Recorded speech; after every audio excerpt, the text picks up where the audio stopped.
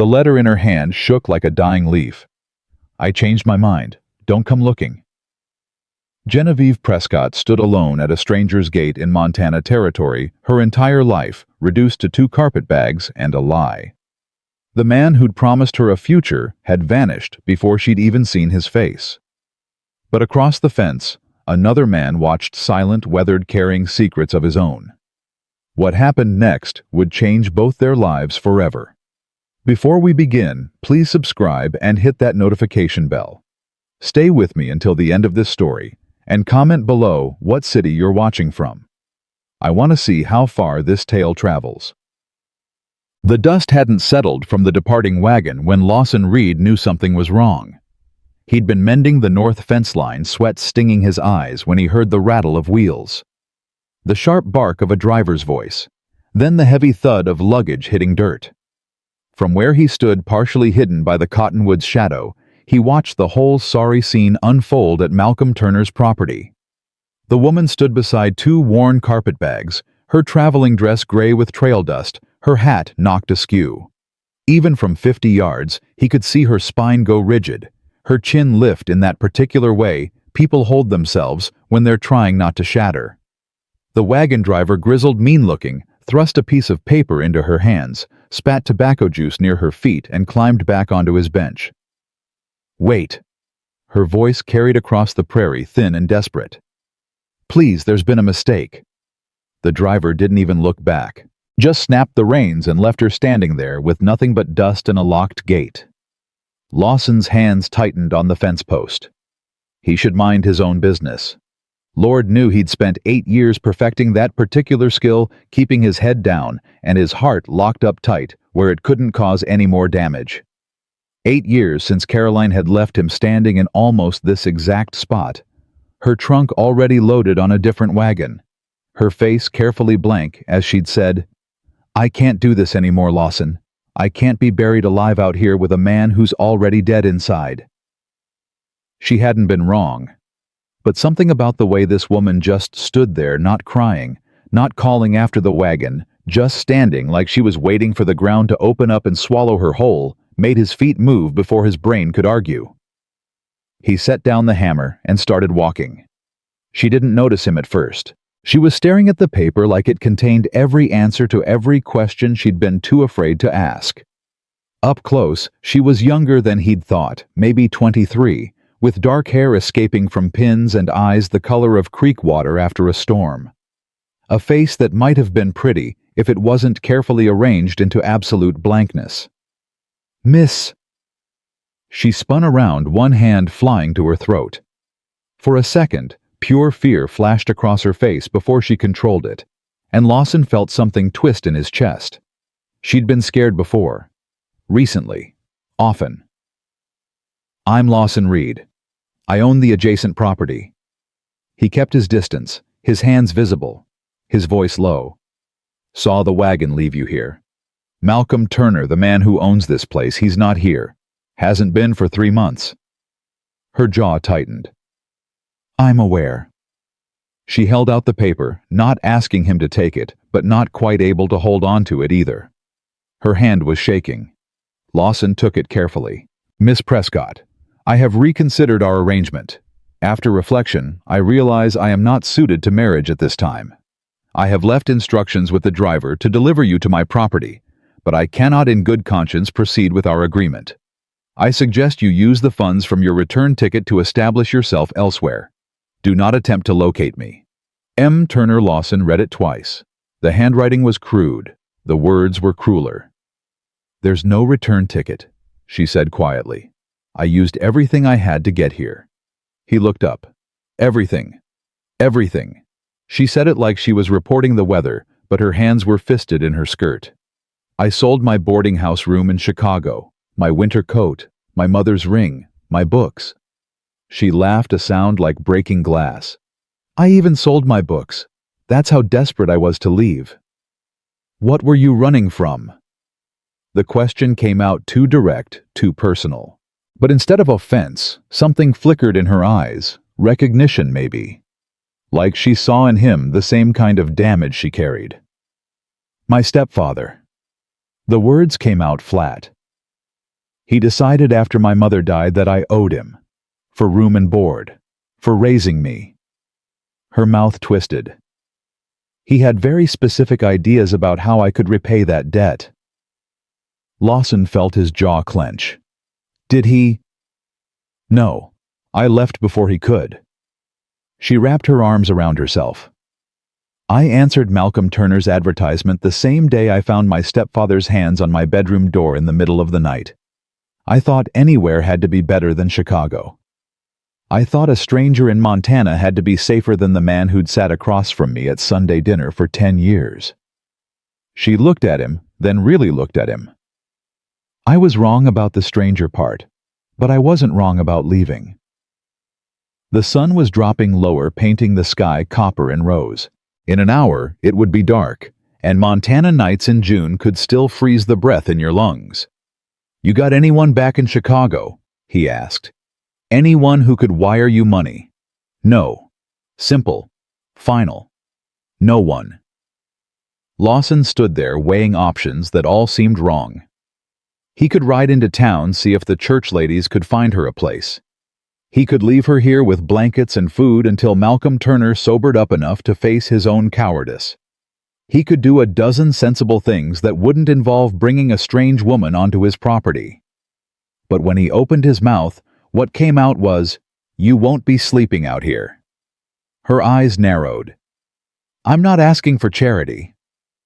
I'm not offering it. He picked up one of her carpet bags heavier than it looked. I'm offering a roof, a bed, and supper. Tomorrow we figure out what comes next. Tonight you're not staying out here alone. I don't know you. That's true. He picked up the second bag. But you know Malcolm Turner even less, and look how that turned out. For a long moment she just stared at him. He could see her mind working, weighing risks, calculating odds. A woman alone learned to read danger fast, and he watched her read him his scarred hands, his weathered face, his carefully neutral expression. Finally, she took a breath and nodded once. What's your name? He asked. Genevieve. Genevieve Prescott. Well, Miss Prescott, my ranch is just through there. It's not much, but it's clean and safe. That's about all I can promise. They started walking, and that's when Lawson heard it, the low rumble of thunder rolling across the prairie. He looked west and cursed under his breath. Storm clouds were building fast, already blotting out half the sky. We need to move, he said. Why, it's just... The wind hit like a fist, sudden and vicious. Genevieve stumbled, and Lawson caught her elbow, steadying her.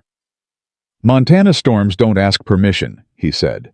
They just take. Come on. They half ran, half walked across the scrub grass, the wind whipping dust into their faces. Lightning cracked overhead close enough that Lawson felt the hair on his arms stand up. Genevieve was breathing hard, her skirts tangling around her legs, but she kept pace. They were 50 yards from the house when the hail started. Ice the size of marbles pelted down, stinging exposed skin bouncing off the hard-packed earth. Genevieve cried out, throwing her arms over her head. Without thinking, Lawson dropped the bags, shrugged out of his coat, and held it over both of them like a tent. Move! He shouted over the roar. They ran the last distance together, Lawson's arm around her shoulders, her body pressed against his side. He could feel her shaking from cold or fear or exhaustion, he couldn't tell. Maybe all three. The porch steps. The door. His hands fumbled with the latch, and then they were inside, stumbling into the dim interior as hail hammered the roof like gunfire. Lawson slammed the door shut and leaned against it, breathing hard. Genevieve stood in the middle of the room, dripping her hair plastered to her face, her eyes wide. For a second, neither of them moved. Then she started laughing. It wasn't happy laughter. It was the kind that comes when you're too tired and scared to do anything else. She laughed until tears ran down her face, until she had to bend over with her hands on her knees, gasping. I'm sorry, she managed. I'm sorry, it's just, I traveled 2,000 miles to be abandoned at a gate, and now I'm nearly killed by ice falling from the sky, and I'm standing in a stranger's house dripping all over his floor and... She stopped, pressed her hands to her mouth. The laughter turned into something else, something raw and broken that she was trying desperately to hold back. Lawson moved to the fireplace and started building a fire. He didn't look at her, didn't acknowledge the sound of her crying. He'd learned long ago that sometimes the kindest thing you could do was pretend not to notice when someone was falling apart. The fire caught. Warmth began to fill the room. "There's a trunk in the bedroom," he said quietly. "Left over from well. There's a dress in there, maybe two. They'll be too big, but they're dry. You can change while I make supper." She wiped her face with the back of her hand. "Whose dresses?" "My wife's, ex-wife's." He fed another log into the fire. "She didn't want them when she left." Genevieve was quiet for a moment. Then, "She left. 3 years ago." He kept his eyes on the flames. "Said she couldn't take the isolation. Said I was too quiet, too closed off. Said she'd made a mistake choosing Montana over St. Louis society." He paused. "She wasn't wrong. She left because you were quiet. She left because I couldn't be what she needed." Now he did look at her. "I couldn't give her parties and dances and conversation. I gave her silence and work, and this." He gestured around the sparse room. "Turns out, that wasn't enough." Genevieve's expression shifted into something he couldn't quite read. "I think maybe silence isn't always bad. Sometimes it's better than false promises." "Malcolm Turner made you false promises." "He wrote beautiful letters, talked about partnership and respect, about Montana being a place where people could start over." Her voice went hard. "Turns out he just wanted someone to manage his house while he drank in Helena. And when he really thought about it, even that was too much commitment." "His loss," Lawson said. She looked startled. "You don't know me. Maybe I'm terrible." "A man who abandons a woman at his gate without so much as a conversation isn't worth knowing. His opinion isn't worth considering." Outside, the hail had turned to rain, hard driving rain that drummed against the windows. The room grew warmer. Genevieve's shaking began to ease. "The bedroom's through there," Lawson said. "I'll be out here." She nodded and disappeared through the door. Lawson moved to the kitchen area and started pulling out supplies, salt pork beans cornmeal. His hands worked automatically while his mind spun. What the hell had he just done? Bringing a strange woman into his house during a storm, offering her his dead marriage's leftover dresses, promising her safety, when he could barely manage his own life. But even as he thought it, he knew he'd do it again. Because he remembered standing at that gate 8 years ago watching Caroline's wagon disappear down the road. He remembered the taste of dust and humiliation, the crushing weight of failure, and he wouldn't wish that on anyone. The bedroom door opened. Genevieve emerged wearing a simple brown dress that hung loose on her frame. Caroline had been taller, softer. This woman was all sharp edges and careful control. "It fits well enough," she said. "You can keep it. I should have gotten rid of those things years ago." She moved into the kitchen area. "Can I help?" "You don't need to. I want to." Her voice was firm. "I'm not much for sitting idle. What can I do?" They fell into an easy rhythm, Lawson slicing pork, Genevieve mixing cornmeal. The storm raged outside, but inside, the fire crackled and the smell of cooking food filled the small space. "How long have you been alone out here?" she asked. 8 years. Built this place myself after the old homestead burned." "Burned?" "Lightning strike. Lost everything, house, barn, most of the livestock." He didn't mention that Caroline had left 2 weeks later, that she'd taken one look at the charred ruins and said, "I can't start over. Not again. Not here." Genevieve was quiet, stirring the beans. Then, "My mother died of pneumonia when I was 17. My stepfather remarried within 6 months. The new wife didn't want me there." She paused. "I've been on my own since then. Boarding houses, factory work, whatever I could find." "That's why you answered the advertisement." "I wanted to belong somewhere." She said it simply without self-pity. "I wanted a home, Stupid, right? Trusting a stranger's words in a newspaper. Not stupid. Human. The meal came together: salt pork beans, Johnny Cake's coffee. They sat at the small table, and for a while the only sounds were forks against tin plates and rain against the roof. Finally, Genevieve spoke. "Why did you help me?" Lawson took a sip of coffee. Seemed like the thing to do. Most men would have looked the other way. "I'm not most men." He set down his cup. "And I know what it's like to be left standing in the dust wondering what you did wrong." She studied him across the table. "You think you did something wrong with your wife?"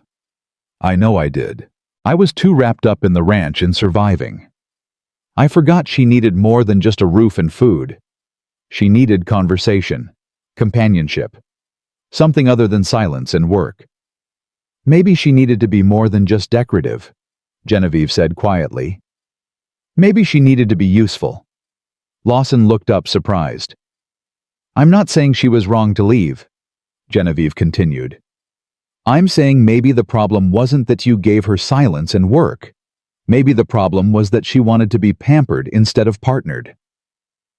It was the most direct thing anyone had said to him in 3 years. Caroline's friends had whispered about his failings.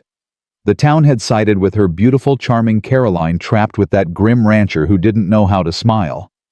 No one had ever suggested that maybe, just maybe, she'd been the one who'd failed. "You don't know what you're talking about," he said, but there was no heat in it. "Maybe not." She pushed beans around her plate. "But I know that I didn't come 2,000 miles to be pampered. I came to work, to build something, to be useful." She looked at him. "Malcolm Turner's loss isn't that he didn't get a decorative wife. It's that he didn't get a partner." They finished eating in silence. Lawson washed the dishes while Genevieve dried, falling into an easy rhythm that felt both strange and natural. When they finished, he showed her the bolt on the door, the lantern by the bed, the chamber pot under the nightstand. "I'll be in the barn," he said. "If you need anything, ring the bell on the porch. I'll hear it." "Mr. Reed." "Lawson." "Lawson." She corrected herself. "Thank you. I know this is unusual, probably improper, but thank you." He nodded, not trusting himself to say more, and headed for the door. But her voice stopped him. "What happens tomorrow?" He turned back. She was standing by the fireplace, her arms wrapped around herself, and for the first time since he'd found her, she looked young and scared. "Tomorrow we figure it out," he said. "But tonight, you're safe. That's enough for now." "Is it?" The question hung in the air between them.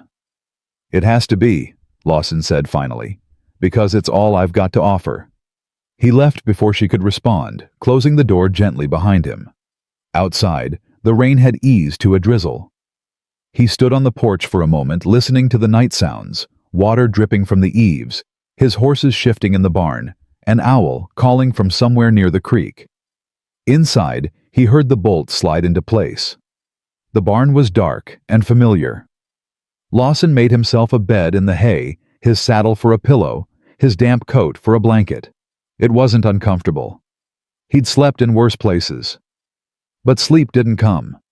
He kept thinking about Genevieve Prescott, about the careful control in her voice when she'd talked about her stepfather's hands on her bedroom door, about the way she'd laughed in the face of that hailstorm, wild and broken, about her saying maybe she needed to be useful. Two people both abandoned, both standing in the wreckage of promises someone else had broken. He didn't believe in fate or second chances.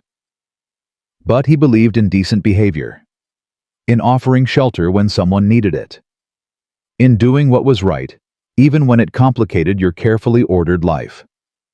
Tomorrow he'd take her into town, help her figure out her options. Maybe the church could help. Maybe one of the shopkeepers needed assistance. Maybe there was a way forward that didn't involve her staying here, disrupting the silence he'd worked so hard to build.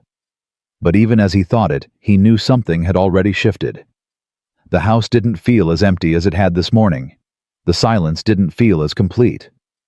And that scared him more than anything, because 8 years ago, he'd learned that hope was dangerous, that opening yourself up just meant more pain when things fell apart, that it was easier to live alone than to risk being gutted again. But Genevieve Prescott, standing in his kitchen in his dead marriage's leftover dress, had looked at him like she understood, like she carried the same kind of damage. Like maybe silence and work weren't failures, they were survival. Lawson rolled onto his side, staring at the barn wall. Tomorrow. They'd figure it out tomorrow. Inside the house, Genevieve stood at the bedroom window looking out at the barn. A faint light glowed between the slats, a lantern probably. Lawson Reed sleeping in his own barn because he'd given a stranger his bed. She should feel grateful. She should feel relieved. Instead, she felt terrified. Because for the first time in 6 years since her mother had died and left her alone with a man who looked at her like she was property, someone had offered her safety without asking for payment.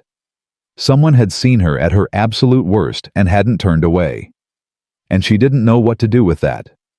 Her hands were shaking again. She pressed them flat against the cool glass, trying to steady herself. The letter from Malcolm Turner was still in her pocket. She pulled it out, unfolded. It read it one more time in the dim light. "I realize I am not suited to marriage at this time."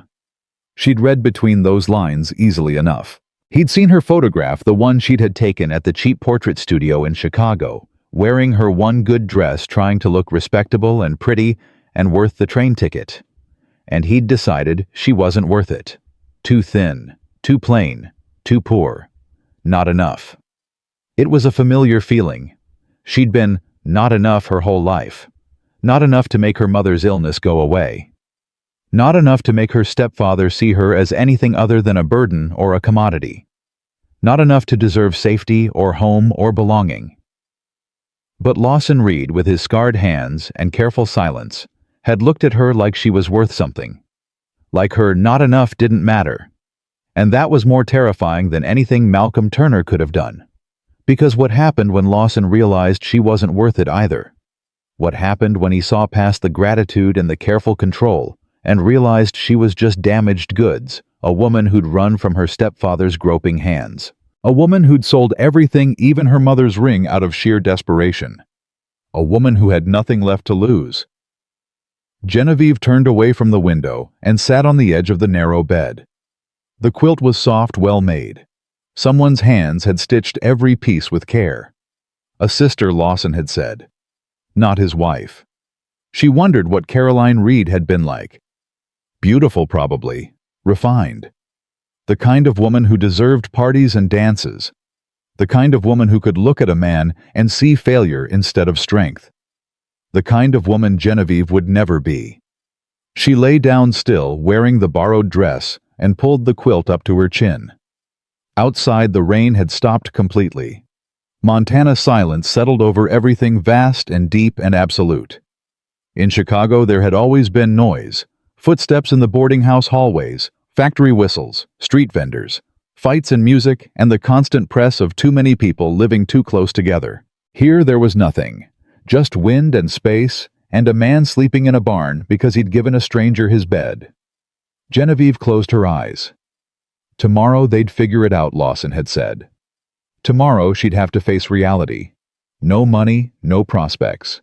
No way back, and no way forward. But tonight, she was warm. She was safe. She was sleeping in a bed instead of on the ground at Malcolm Turner's locked gate. And somehow in this vast Montana silence, that felt like enough, for now. Lawson woke to the sound of chickens raising hell.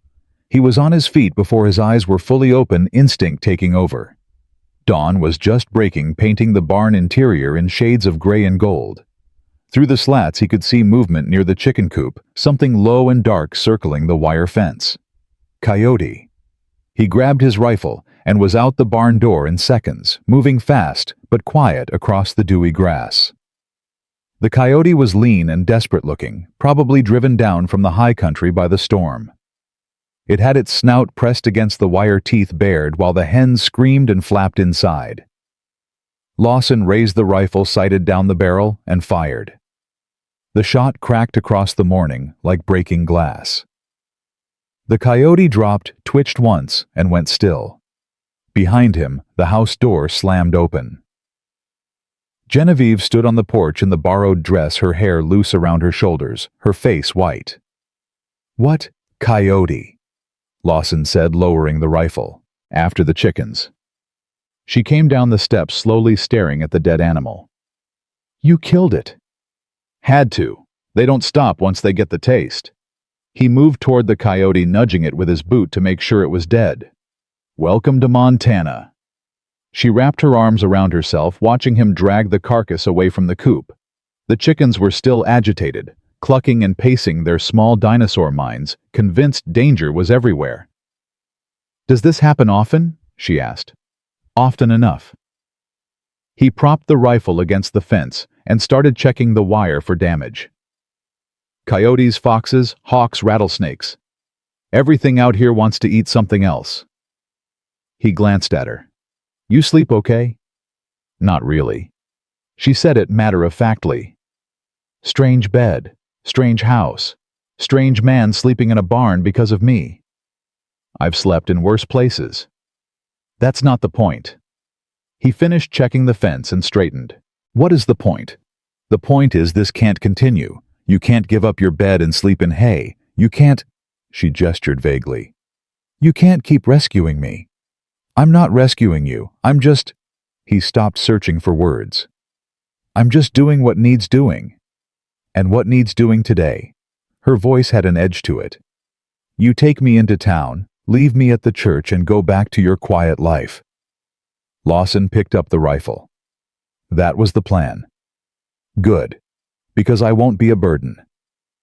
"I didn't say you were a burden." "You didn't have to." She turned back toward the house. "I'll make breakfast. Then we'll go into town. Then you can forget you ever saw me standing at Malcolm Turner's gate." She was inside before he could respond. Lawson stood there in the morning light, rifle in hand, dead coyote at his feet, and wondered how everything had gotten complicated so fast. Yesterday she'd been desperate and grateful. Today she was prickly and proud. He didn't know which version was real, or if maybe both were. He dealt with the coyote, tossing it far from the property where other scavengers could have it, then washed up at the pump before heading inside. The smell of coffee and frying salt pork hit him immediately. Genevieve was at the stove, her movements efficient and controlled. She'd pinned her hair back, tied an apron around her waist, and transformed his sparse kitchen into something that felt almost domestic. "Sit," she said, without looking at him. He sat. She served breakfast in silence, salt pork, fried eggs, leftover Johnny cakes warmed on the stove. The coffee was strong enough to strip paint. They ate without speaking, the only sounds the scrape of forks and the tick of the clock on the mantel. Finally, Lawson set down his cup. "I didn't mean to make you feel like a burden." "I know." She kept her eyes on her plate. "But that's what I am. That's what I'll be to whoever takes me in. Another mouth to feed. Another problem to solve. The church ladies will be kind and charitable and find me work as a laundress or a cook, and I'll spend the rest of my life being grateful for their Christian mercy." Her voice was flat. "I've been grateful before, Lawson. I've been charity before. It doesn't feel much different than being property." He didn't know what to say to that. She stood and started clearing plates. "But it's better than the alternative. Better than being out on the street or going back to Chicago. So yes, take me to town. Introduce me to the church ladies. I'll be appropriately grateful and humble." "You don't have to be humble." "Don't I?" She turned to look at him. "I'm a woman alone with no money, no skills beyond basic housework, and no prospects. What else do I have to offer besides humility? You're smart, you're strong. You crossed 2,000 miles alone. That takes courage. It takes desperation." She dumped the plates in the wash basin harder than necessary. "And desperation isn't a skill, Lawson. It's just what happens when you run out of options." He stood, moving closer. "Then what do you want? Because I'm trying to help, but I don't know what you need." She stared at the soapy water, her hands gripping the basin edge. "I want to not be afraid." I want to sleep through the night without listening for footsteps. I want to wake up and not wonder if today's the day everything falls apart. Her voice cracked. I want to belong somewhere without having to earn it every single day. Lawson stood there watching her shoulders shake with the effort of not crying. 8 years of silence had made him forget how to offer comfort. 8 years of being alone had made him forget that sometimes people needed more than practical solutions. But he remembered Caroline crying in this same kitchen, remembered how he'd just stood there useless while she'd packed her trunk and left, remembered thinking that if he'd just known what to say, maybe she would have stayed. He didn't have the right words now either. But maybe words weren't what Genevieve needed. "All right," he said quietly. She looked up surprised. "All right what?" "All right, you can stay. For a while. Until you figure out what comes next." "I can't." "Not charity," he interrupted. "Work. I need help around here anyway. Garden needs tending. Chickens need feeding. House needs."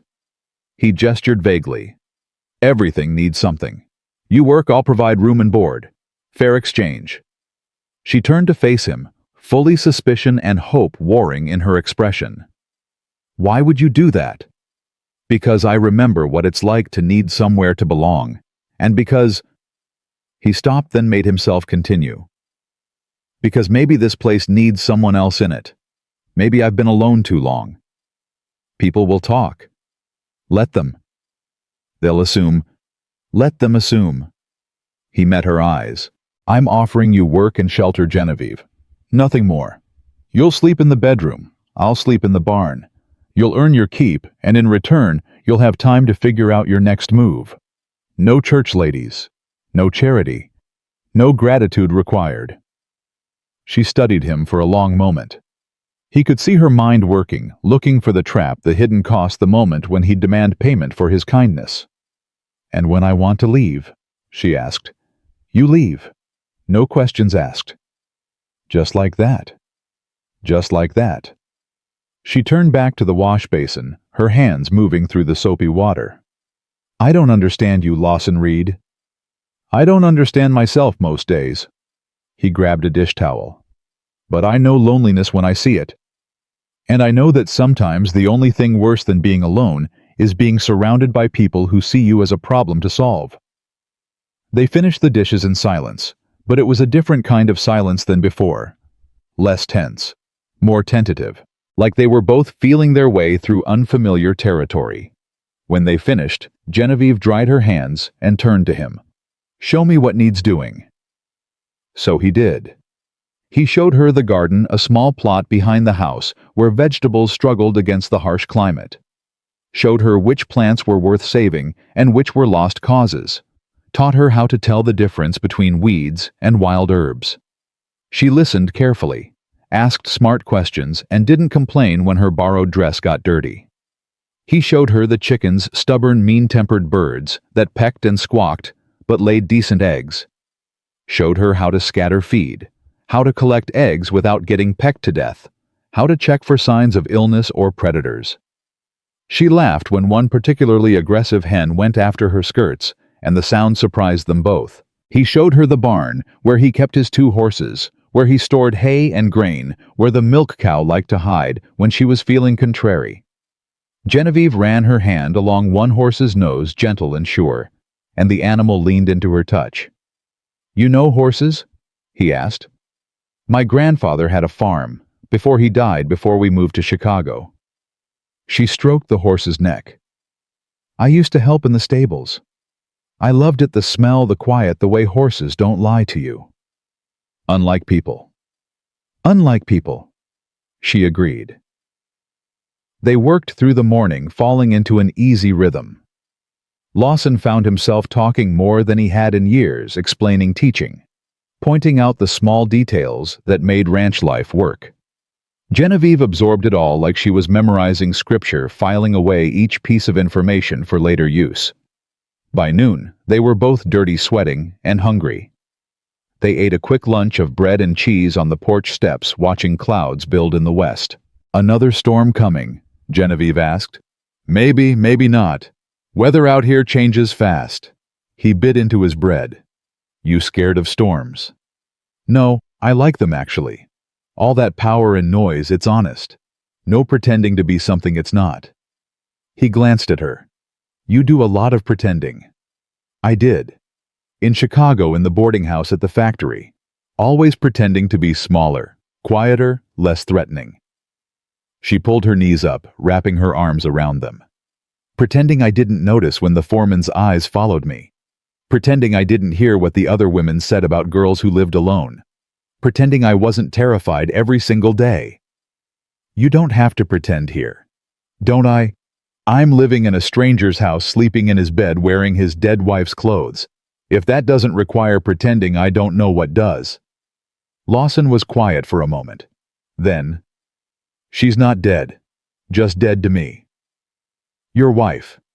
Ex-wife. Caroline. He said the name like it tasted bitter. She's in St. Louis now, remarried some banker who can give her all the parties and conversation she wanted. Do you miss her? No. He said it without hesitation. I miss who I thought she was. I miss believing someone could be happy here. But I don't miss her. Genevieve rested her chin on her knees. Malcolm Turner wrote me letters for 6 months. Beautiful letters. He talked about building a life together, about partnership and respect. About Montana being a place where the past didn't matter. She laughed quietly. I fell in love with those letters. With the idea of a man who saw me as an equal instead of a burden or a commodity. And then you got here and found out it was all lies. Not lies exactly. More like wishful thinking. He wanted to want those things. He just didn't actually want them. She looked at him. Is that worse? That he genuinely meant it when he wrote those letters, but when it came time to follow through, he couldn't. I don't know, maybe. Lawson stood brushing crumbs from his pants. But it doesn't matter now. He made his choice, and you made yours. Did I make a choice? You're here, aren't you? You could have gotten back on that wagon, could have demanded the driver take you back to town, but you didn't. She stood facing him. I didn't have any money for the driver. You could have figured something out, but you chose to trust me instead. He held her gaze. That was a choice, Genevieve. Maybe the first real choice you've made in a long time. She opened her mouth to respond, but thunder rumbled in the distance, cutting her off. They both looked west. The clouds were definitely building now, dark and heavy. Storm's coming for sure, Lawson said. We should get the animals secured. They spent the next hour preparing, bringing the horses into the barn, securing the chicken coop, making sure everything was battened down. The wind picked up, carrying the smell of rain and ozone. Lightning flickered on the horizon. They were closing the barn door when the first drops hit fat and cold and hard. Within seconds, it turned into a downpour, soaking them both before they could run for the house. This time, there was no hail, no drama. Just rain, steady and relentless, turning the yard into mud and the world into gray sheets of water. Inside, Genevieve stood dripping on the floor again, laughing.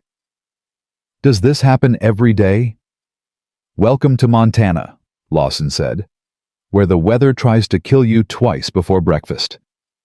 She pushed wet hair out of her face. I should change. There's more dresses in the trunk. Help yourself. He moved to build up the fire. I'll heat water for coffee. She disappeared into the bedroom, and Lawson stood there in his wet clothes, staring at the fire, and wondering what the hell he'd gotten himself into. He'd offered her work and shelter, told himself it was practical, necessary, the decent thing to do. But the truth was more complicated than that. The truth was that this morning, waking up knowing someone else was in the house had felt different. Not bad different. Just different. The silence had felt less heavy. The solitude had felt less absolute. And that scared him. Because 8 years ago he'd learned that needing someone was dangerous. That opening yourself up meant giving someone the power to destroy you. That it was safer to be alone than to risk that kind of pain again. But Genevieve Prescott, standing in his kitchen laughing about Montana weather, made him wonder if maybe safety wasn't the same thing as living. The bedroom door opened. She emerged in a different dress, dark blue, this time still too big, but somehow more fitting than the brown one. She'd towel-dried her hair, and it hung in damp waves around her shoulders. "This one fits better," she said. "Keep them all. I should have gotten rid of them years ago." She moved closer to the fire, holding her hands out to the warmth. "Why didn't you?" "Laziness mostly. Didn't seem worth the effort." "That's not true." She glanced at him. "You keep them because getting rid of them would mean admitting she's really gone. That the marriage is really over. That you failed." The words hit harder than they should have.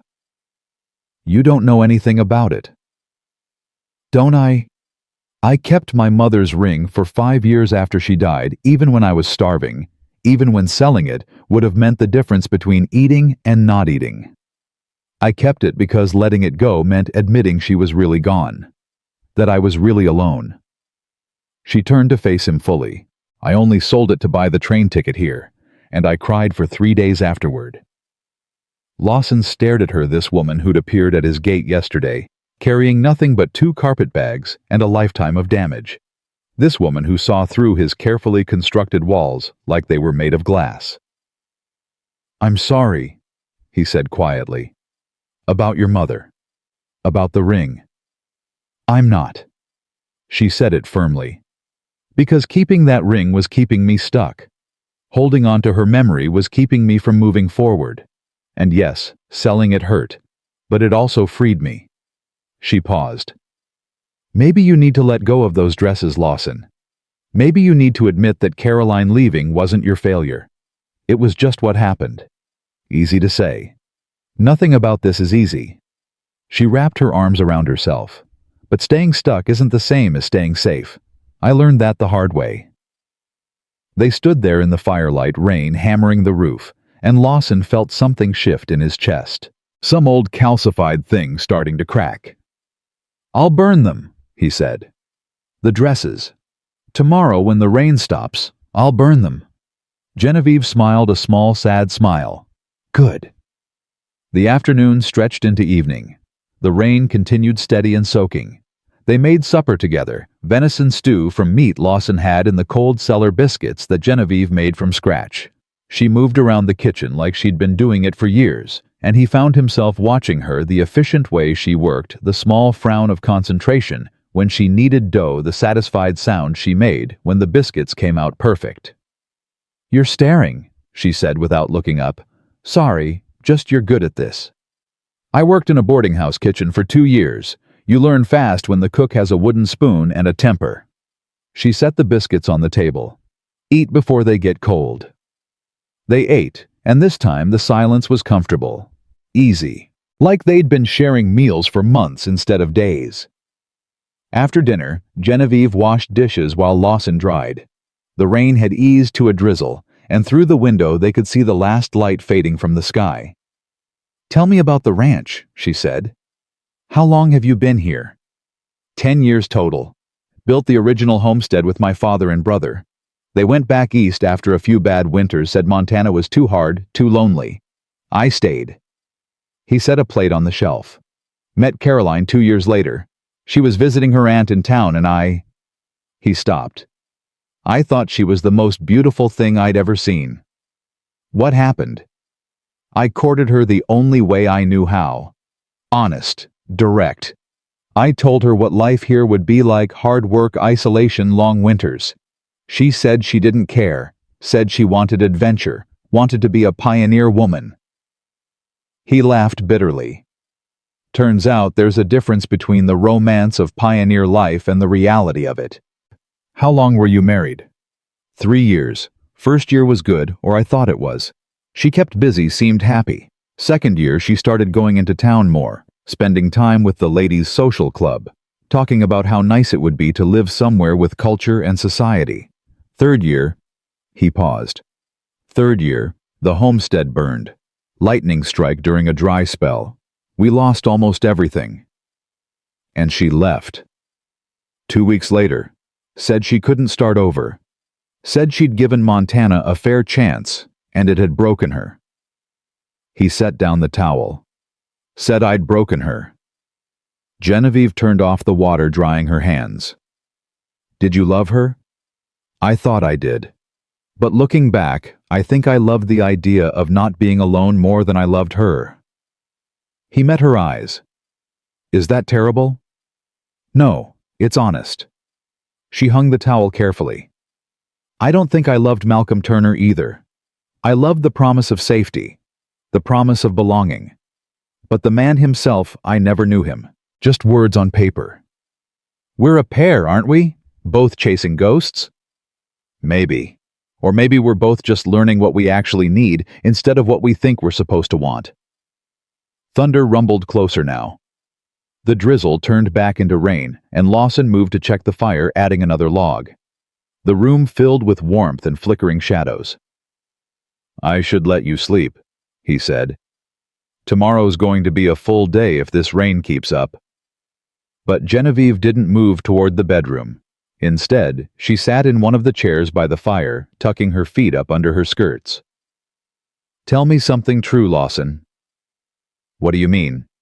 Something true. Something you don't usually tell people. She looked at him. I told you about my stepfather. About selling my mother's ring. Now you tell me something. He hesitated, then sat in the other chair. The fire crackled between them. I'm scared, he said finally. All the time. Scared the ranch will fail. Scared I'll end up like my father, broken and bitter, blaming Montana for my own failures. Scared that Caroline was right, that I am too closed off, too damaged to let anyone in. He stared at the flames. And I'm scared that if I do let someone in, they'll leave too. And next time it'll destroy me completely. Genevieve was quiet for a long moment. Then, I'm scared too. Scared that no matter where I go or what I do, I'll always be running. Always be that girl standing at a locked gate with nowhere to go. Scared that I'm not strong enough to build a real life. Scared that I'm only good at surviving, not living. They sat in the firelight, two scared, damaged people who'd somehow ended up in the same place at the same time. Maybe, Genevieve said softly, we can be scared together, just for a while. Lawson looked at her, really looked at her, at the dark hair and creek water eyes, at the borrowed dress and determined chin, at this woman who'd crossed 2,000 miles alone and was still standing. Yeah, he said, maybe we can.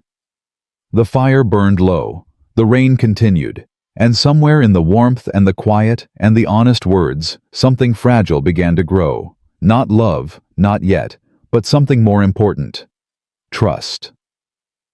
The rain stopped 3 days later, leaving the world washed clean and impossibly green. Genevieve woke to sunlight streaming through the bedroom window and the sound of Lawson already working in the yard. She dressed quickly in the blue dress, her dress, now she'd started thinking of it, and pinned her hair back with more confidence than she'd felt that first morning. In the kitchen, she found coffee already made and a note scrawled on a scrap of paper. Gone to check fence lines, back by noon, help yourself to breakfast. She stood there holding the note, something warm uncurling in her chest. Not because of the words themselves, but because he'd thought to leave them. Because he'd anticipated that she'd wonder where he was. Because after 3 days, they'd fallen into something that felt almost like routine. She made herself breakfast eggs from the hens she'd learned to outwit bread toasted over the fire, and ate standing at the window, watching the prairie steam in the morning sun. The land stretched endlessly in every direction, vast and empty and beautiful in a way that should have felt lonely, but somehow didn't. After breakfast, she tackled the garden with the determination of someone trying to prove something. The weeds had taken advantage of the rain, and she worked methodically through the rows, her hands getting dirty, her back starting to ache. But it was good ache, honest ache, the kind that came from building something instead of just surviving. She was elbow-deep in tomato plants when she heard hoofbeats. Lawson rode up on his bay mare, and even from a distance Genevieve could see something was wrong. His jaw was tight, his shoulders rigid. He dismounted in one smooth motion and tied the horse to the porch rail with quick, angry movements. "What happened?" she asked, standing and brushing dirt from her skirts. "Malcolm Turner." He bit the name out like a curse. Showed up at the north property line. Drunk as hell and twice as mean. Genevieve felt her stomach drop. What did he want? You. Lawson's eyes were hard. Said he'd heard you were here. Said he'd changed his mind about the arrangement. Said he wanted to talk to you about giving things another try. He's 3 days too late. That's what I told him. Lawson moved past her toward the house. Among other things. She followed him inside where he poured himself coffee with hands that shook slightly. What did you say to him? I told him you weren't interested. I told him to go back to Helena and his whiskey and leave you alone. He set down the cup hard enough that coffee slopped over the rim. He didn't take it well. Lawson, what did you do? Nothing he didn't have coming. He turned to face her. He called you names, Genevieve, said things about you that... He stopped, his jaw working. I told him if he ever set foot on my property again, I'd make sure he regretted it. She should have been scared. Should have been worried about consequences and reputations and what would happen if Malcolm Turner decided to make trouble. But instead, she felt something fierce and bright bloom in her chest.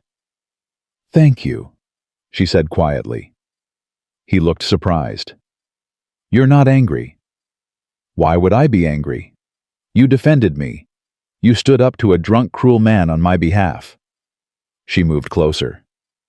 No one's ever done that before. Your stepfather had friends, had respectability, had the law on his side because he was family and I was just a girl making accusations. Her voice hardened. Malcolm Turner is a coward and a drunk. And you told him exactly what he needed to hear. Lawson studied her face. He might come back. He might cause trouble. Let him try. She said it with more confidence than she felt. I'm not afraid of Malcolm Turner. I'm not afraid anymore. It wasn't entirely true. Fear still lived in her bones, woke her in the night, made her check the locks twice before bed. But standing in Lawson's kitchen, sunlight streaming through the windows, she felt something shift. Something hard and defensive starting to soften. Good, Lawson said, because he's not worth being afraid of. They fell into an easier silence, and Genevieve went back to the garden while Lawson worked on fence repairs closer to the house. She could feel him watching her periodically, making sure she was all right, and instead of feeling trapped or observed, she felt protected. By noon, they were both hungry and tired. They ate lunch on the porch steps again, and Genevieve found herself studying Lawson's profile, the hard line of his jaw, the sun-weathered skin, the way his eyes never quite stopped moving, always watching, always alert. What are you thinking? He asked without looking at her. That you're different than I expected. How so? Malcolm's letters painted Montana men as rough but romantic. Strong, silent types who'd sweep a woman off her feet with grand gestures. She smiled slightly. You're not like that at all. Sorry to disappoint. You didn't. You're better. She set down her plate. You're real. You don't make promises you can't keep. You don't pretend things are easy when they're hard. And you... She paused, searching for words. You see me. Not who you want me to be. Just who I am. Lawson turned to look at her fully. And who are you, Genevieve Prescott? I don't know yet. She said it honestly. I've spent so long being what other people needed that I'm not sure who I am when no one's watching. But I think... She took a breath. I think I'm someone who's tired of running. Someone who wants to build something instead of just surviving. Then build it here. The words hung between them, weighted with possibility and danger. I've only been here 3 days, she said carefully. I know, and if you want to leave, you can. I meant what I said about that. He set down his own plate. But if you want to stay, if you want to figure out who you are when no one's demanding you be something else, you can do that here too. People will talk. Let them. They'll assume we're improper. Are we? He met her eyes. I sleep in the barn. You sleep in the house. We work together during the day and keep to ourselves at night. What's improper about that? The fact that everyone will think it's improper. I stopped caring what people think a long time ago. He stood brushing crumbs from his pants. Caroline taught me that lesson well. People talked when she left. Said I must have been cruel or inadequate or cold. Said she was too good for a man like me. Said I'd driven her away with my silence and my stubbornness. He looked out at the prairie. And maybe they were right. Maybe I did. But I'm done living my life based on what other people think I should be. Genevieve stood too. Then I'll stay, for now, until I figure out what comes next.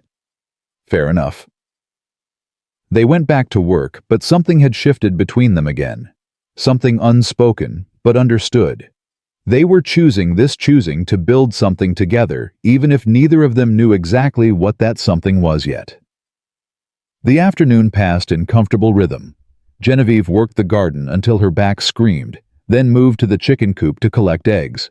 The hens had started recognizing her, and while they still pecked occasionally, it felt more like habit than genuine aggression. She was reaching into the last nest box when she heard a horse approaching. Her whole body went tense and she spun around, egg still in hand, ready to run or fight or scream.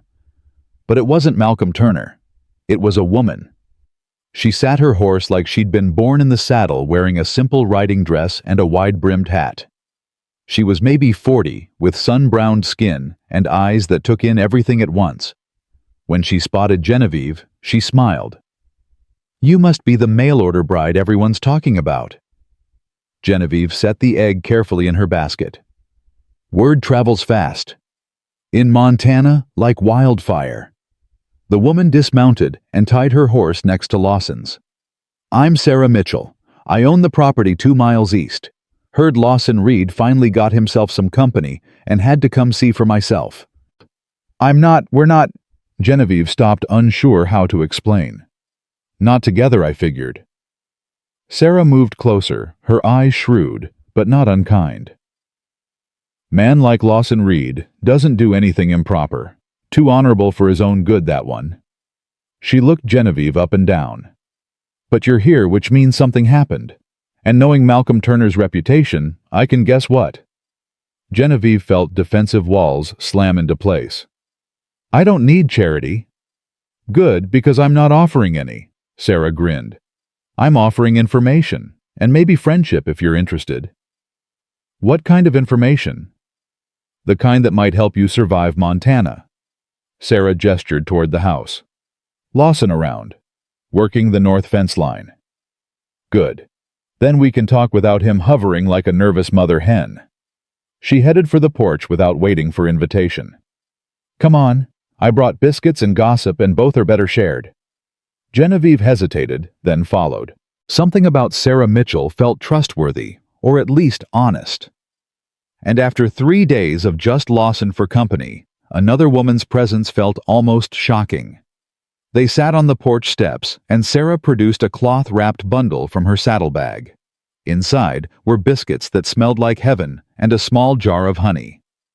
"Eat," Sarah commanded. "You look half-starved." Genevieve took a biscuit, and the first bite made her want to weep. "These are incredible." "Family recipe. My grandmother's grandmother brought it from Tennessee." Sarah took one for herself. "Now, tell me what really happened with Malcolm Turner." So Genevieve did. Not everything, not the parts about her stepfather or the desperation or the fear, but enough. The advertisement, the letters, the abandonment at the gate, Lawson's unexpected kindness. Sarah listened without interrupting, her expression thoughtful. When Genevieve finished, she nodded slowly. "Malcolm Turner's a fool and a coward. Always has been, probably always will be." She bit into her biscuit. "But Lawson Reed? He's one of the good ones. Stubborn as hell, and quieter than a church mouse, but solid. Decent." "I know." "Do you?" Sarah studied her. "Because here's what you need to understand about Montana, about this territory, about surviving out here. It's not like Chicago or wherever you came from. Out here, people are spread thin. We don't have the luxury of keeping to ourselves, of ignoring our neighbors when they need help. We survive by working together." "I understand that." I don't think you do. Not yet. Sarah leaned forward. There are maybe 20 families within riding distance of here. 20 families in hundreds of square miles. And every single one of them will have heard about you by now. They'll have opinions, some good, some bad, most just curious. And what you do next matters. What do you mean? I mean you have a choice. You can hide out here on Lawson's ranch, keep your head down, try to be invisible. And maybe that works. Maybe people forget about you, move on to the next bit of gossip. Sarah's eyes were serious. Or you can claim your place, come into town, meet people. Show them you're not some scandalous woman causing trouble, just someone trying to build a life. Genevieve felt her stomach twist. I'm not good with people. Neither is Lawson, and he's managed for 10 years. Sarah smiled. I'm not saying it'll be easy, but if you want to stay here, if you want this to be home, instead of just a hiding place, you need to show your face. Let people see you're real, not just some story they can tell. Before Genevieve could respond, she heard Lawson's voice. Sarah Mitchell, are you harassing my house guest? He'd come around the side of the house, and despite the stern words, there was warmth in his expression. Sarah stood and hugged him without ceremony, and Lawson hugged back, looking slightly uncomfortable but pleased. Someone has to teach this girl how things work around here, Sarah said. Can't leave it all to you. You'll have her thinking everyone out here is as antisocial as you are. I'm not antisocial. I'm selective. That's just a fancy word for antisocial. She turned to Genevieve. There's a barn dance this Saturday in town. Nothing fancy, just folks getting together after the spring planting. You should come, both of you. Lawson's expression closed off immediately. I don't do dances. You did when Caroline was alive. That was different. Why? Because she demanded it. Sarah's voice gentled. Lawson, you can't hide out here forever. And Genevieve needs to meet people, make connections. This isn't Chicago. Out here, your neighbors are your lifeline. Genevieve saw the conflict in Lawson's face, the desire to refuse warring with the knowledge that Sarah was right. She stood brushing crumbs from her skirt. We'll think about it, she said. Sarah raised an eyebrow. We? Yes, we. Genevieve looked at Lawson. Sarah's right. If I'm going to stay here even temporarily, I need to stop hiding. And maybe you do too. Lawson stared at her for a long moment. Then slowly he nodded. Fine. We'll go to the damn dance. Sarah laughed, delighted. That's the spirit. I'll see you both Saturday. And Genevieve. She swung back into her saddle with easy grace. Welcome to Montana, the territory that chews people up and spits them out. But if you survive it, there's nowhere else you'd rather be. She rode off, leaving Genevieve and Lawson standing on the porch. I'm sorry, Genevieve said. I shouldn't have agreed without asking you first. No, you were right. He rubbed the back of his neck. I have been hiding, and it's not fair to you. He looked at her. But I need you to understand something. I'm not good at this, at being social, at making small talk, at dancing. Caroline used to get so frustrated with me at these things. Then we'll be uncomfortable together. She smiled slightly. Besides, I'm not good at it either. We can stand in the corner and judge everyone else. That surprised a laugh out of him. Deal. The next 3 days passed in a blur of preparation. Genevieve had nothing appropriate to wear to a dance, so Lawson rode into town and came back with fabric, simple cotton, in deep green and thread. She spent 2 evenings by lamplight cutting and sewing her fingers, remembering skills her mother had taught her years ago. The dress wouldn't be fancy, but it would be hers. The first new thing she'd owned in over a year. Lawson watched her work sometimes, not saying anything, just keeping her company. They'd fallen into an evening routine after dinner. She'd sew or read from one of the few books he owned, and he'd work on small repairs, or just sit by the fire. The silence between them comfortable now, instead of awkward. On Friday evening, she held up the finished dress. What do you think? Lawson looked up from the bridle he was mending. It's perfect. You didn't even really look at it. I don't need to. If you made it, it's perfect. The simple confidence in his voice made her throat tight. She folded the dress carefully and set it aside for tomorrow. Lawson. What was Caroline like? Really like?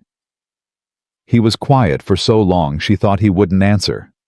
Then, beautiful, charming, everything I wasn't. She could walk into a room and everyone would turn to look at her. She could make conversation with anyone about anything. She made people feel special just by talking to them. You loved her. I thought I did. But looking back, I think I was dazzled by her, by the fact that someone like her would choose someone like me. He set down the bridle. She wanted me to be different, more talkative, more social, more interested in the things she cared about. And I tried. God, I tried. But I couldn't be what she needed. And eventually she stopped pretending it was enough. It wasn't your fault. Wasn't it? I knew what she wanted. I knew what would make her happy. I just couldn't give it to her. Genevieve set down her sewing. Or maybe she knew what you were and married you anyway, hoping she could change you. That's not love, Lawson. That's a project. He looked at her sharply. You don't know that. Don't I? My stepfather married my mother thinking he could mold her into what he wanted, quiet, obedient, grateful. When she stayed strong and independent, he resented her. When she died, he turned that resentment on me. She met his eyes. People who try to change you don't love you. They love the idea of you. There's a difference. Lawson stood abruptly and moved to the window, staring out at the dark prairie. Then what is love, if it's not trying to make each other better? Maybe it's accepting each other as you are. Maybe it's working together instead of trying to fix each other. She joined him at the window. I don't know, Lawson. I've never experienced it. But I know what it's not, and what Caroline wanted from you that wasn't it. They stood there in the lamplight, shoulders almost touching, and Genevieve felt something shift again. Something deeper than trust. Something that felt like the beginning of understanding. I'm scared about tomorrow, she admitted quietly. Me too. What are you scared of? That everyone will look at me and see failure. That they'll look at you and make assumptions. That I'll let you down somehow. He turned to face her. What are you scared of? That I won't belong. That I'll say the wrong thing, or wear the wrong dress, or stand the wrong way, and everyone will know I'm not good enough to be here. She swallowed hard. That Malcolm Turner will be there, and I'll have to face him again. If he's there, if he tries anything, I know. You'll protect me. She smiled slightly. But I can't hide behind you forever, Lawson. Eventually I have to learn to stand on my own. You're already standing on your own. You've been doing it for years. No, I've been running. There's a difference. She took a breath. But tomorrow at that dance, I'm going to stop running. I'm going to walk in there with my head up and claim my place. Even if I'm terrified. Even if I don't belong. You do belong. How do you know? Because you're here. Because you survived. Because you're brave enough to try. His voice was rough. That's more than most people can say. Saturday dawned clear and bright, perfect weather for a dance. Genevieve spent the morning in a state of nervous energy, cleaning things that were already clean, checking and rechecking her dress braiding, and rebraiding her hair, until Lawson finally told her gently that she looked fine. That everything would be fine, that they'd go, and if it was terrible, they'd leave. They set out in the late afternoon, Lawson driving the wagon, Genevieve beside him in her new green dress and a borrowed shawl. The ride to town took an hour, and they spent most of it in silence, both too nervous to make conversation. As they got closer, they could hear music drifting across the prairie, fiddle and guitar, laughter and voices. The barn where the dance was being held sat on the edge of town, already surrounded by wagons and horses. Lawson pulled up and sat there for a moment, his hands tight on the reins. We don't have to do this, Genevieve said. Yes, we do. He climbed down and came around to help her from the wagon. His hands were warm and steady on her waist. Ready? No, you. Not even close. He offered his arm. "Let's do it anyway." They walked toward the barn together, and Genevieve felt every eye turn toward them. Conversation stopped mid-sentence. The music faltered. For one horrible moment she thought they'd made a terrible mistake. Then Sarah Mitchell appeared, smiling wide, and broke the spell. "There you are. I was starting to think you'd chickened out." She linked arms with Genevieve, drawing her forward. "Come on, I'll introduce you around. And Lawson, go get yourself and the lady some punch. You look like you're about to face a firing squad." And just like that, they were absorbed into the crowd, into the warmth and noise and life of a Montana barn dance. It wasn't easy. Genevieve stumbled over names and faces, felt the weight of curious and sometimes hostile stares, saw the whispers behind hands. But Lawson was there, a steady presence at her side. And Sarah was there, fierce and protective. And slowly, gradually, people started to see her not as scandal or gossip, but as a woman, just a woman trying to find her place. When the fiddle player struck up a waltz, Lawson appeared at her elbow. "Dance with me." It wasn't a question. She let him lead her onto the floor, and when his hand settled at her waist and hers on his shoulder, something clicked into place. They moved together awkwardly at first, then easier, finding a rhythm that was theirs alone. "You're doing fine," he murmured. "So are you." "I hate dancing." "I know. But this—" He looked down at her. "This isn't so bad." She smiled up at him, and in that moment, spinning in a drafty barn, in the middle of Montana territory, surrounded by strangers who were maybe possibly starting to become something more, she felt something she hadn't felt in years. Hope. The waltz ended, and Lawson led Genevieve off the floor, his hand lingering at the small of her back longer than necessary. She felt the warmth of his palm through the thin fabric of her dress, and something fluttered in her chest, something dangerous and terrifying and wonderful all at once. "You want some air?" he asked quietly. She nodded suddenly, overwhelmed by the heat and noise and too many eyes watching them. They slipped out the side door into the cool evening, and Genevieve leaned against the barn wall, breathing deep. "That was a lot," Lawson finished. "Yeah." They stood there in the twilight, listening to music drift through the walls. Genevieve closed her eyes, letting her heart beat slow, and when she opened them again, Lawson was watching her with an expression she couldn't quite read. "What?" she asked. "Nothing. Just you did good in there. Better than good. I barely said 3 words to anyone except Sarah. You showed up, you held your head high. You let them see you." He moved closer. "That takes courage, Genevieve."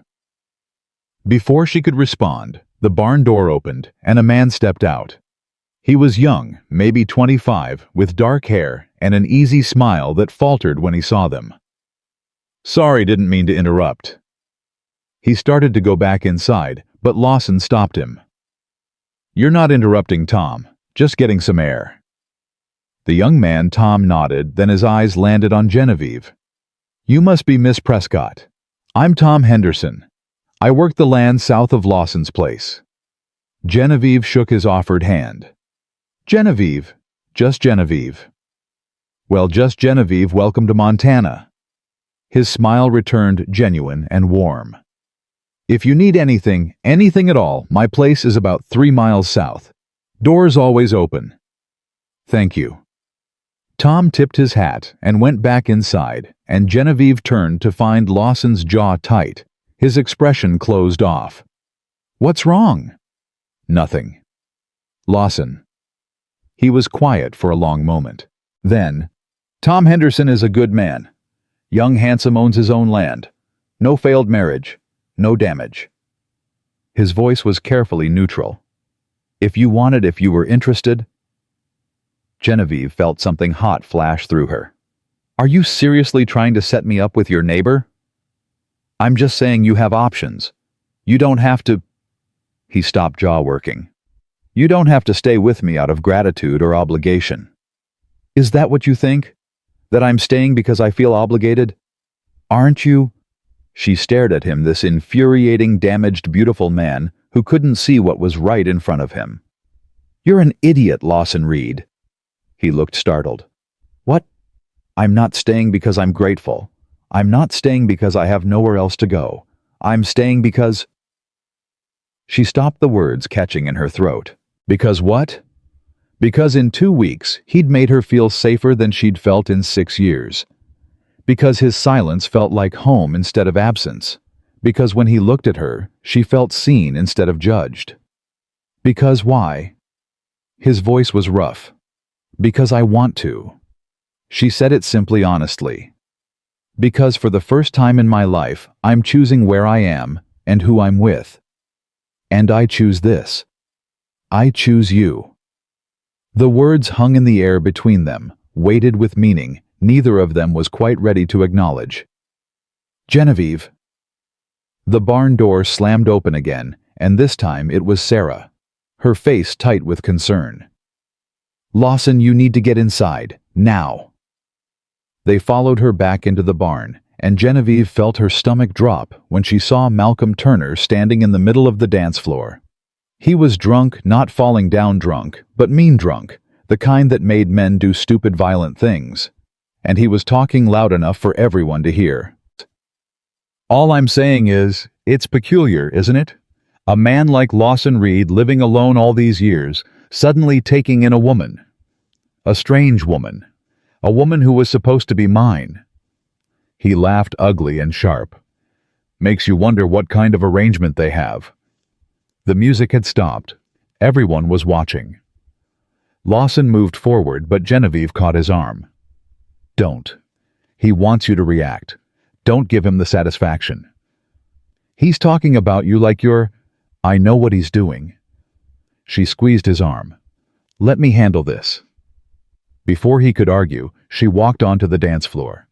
Every eye in the barn followed her, but for once, the attention didn't make her want to disappear. It made her angry. Mr. Turner, she said clearly, I believe you have something to say to me. Malcolm turned, swaying slightly. Up close, he was worse than she'd imagined from his letters, weak chin, bloodshot eyes, mouth twisted in perpetual bitterness. This was the man she'd crossed 2,000 miles for. This was the man who'd promised her partnership and respect. Miss Prescott. He tried for charm and missed by a mile. I've been looking for you. We have unfinished business, you and I. No, we don't. You made that clear when you had me dumped at your gate like unwanted cargo. I had a moment of doubt. Surely you can forgive that. After all, we barely knew each other. He moved closer, and she smelled whiskey and something sour underneath. But I'm willing to give you another chance. We can start over. Forget this unfortunate misunderstanding. There's no misunderstanding. Genevieve kept her voice level, loud enough for everyone to hear. You abandoned me. You left me stranded with no money, no resources, no way back. And the only reason I'm not dead or worse is because Lawson Reed is a better man than you'll ever be. Malcolm's face flushed dark red. Now see here. No, you see here. She took a step forward, and he actually stepped back. I came here believing your letters, believing your promises about partnership and respect. And you know what I found? A coward who couldn't even face me himself, who sent a wagon driver with a note like I was a package being returned. I had every right to change my mind. You did, but you didn't have the right to leave me stranded. You didn't have the right to talk about me like I'm property you decided you didn't want anymore. Her voice shook, but not with fear, with fury. I am not your business, unfinished or otherwise. I never was. Because you never saw me as a person, just an idea. A convenient solution to your loneliness that you discarded the moment it became real. The barn was dead silent.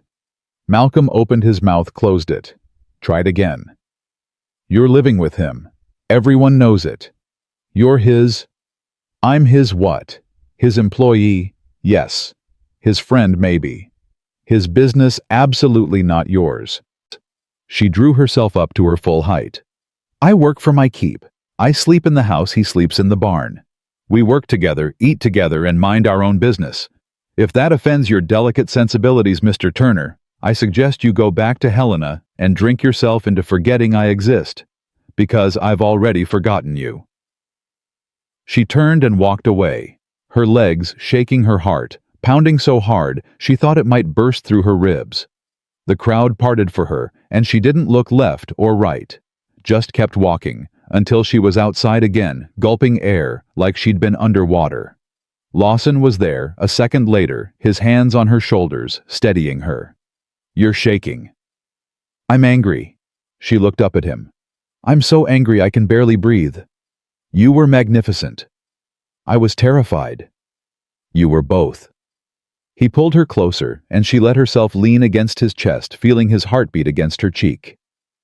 "He's leaving. Sarah's husband is escorting him out." "Good." She pulled back enough to look at him. "I meant what I said in there. Every word." "I know." His hands came up to frame her face, gentle and sure. "And I'm done sleeping in the barn." Her breath caught. "Lawson, I'll build a second bedroom. Proper walls, proper door. It won't be charity or improper or anything, except what it is, two people choosing to share a home." His eyes searched hers. "If that's what you want." "It's what I want." She said it without hesitation. "But people will still talk." "Let them talk. I'm done living my life based on other people's opinions." He smiled slightly. "You taught me that." They stood there in the darkness, holding each other, and Genevieve felt something shift inside her, some last wall crumbling, some last fear releasing its grip. Inside, the music started again. Someone laughed. Life went on.